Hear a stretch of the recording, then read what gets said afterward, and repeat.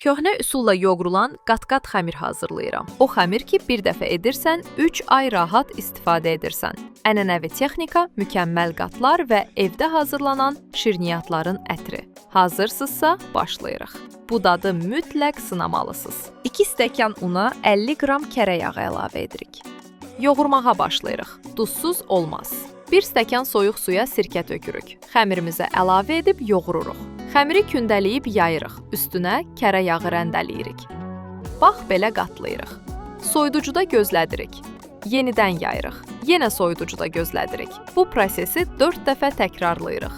Budur, qat-qat xəmirimiz hazırdır. Hazır qat-qat xəmir dərin dondurucuda 3-4 ay saxlanıla bilər və lazım olduqda çıxarıb istifadə etmək mümkündür. Gəlin keçək şirniyyatımızı hazırlamağa. Xəmiri yayırıq, bax belə kəsirik. İçinə şokolad qoyuruq. Belə bükürük. Yumurtalayaq.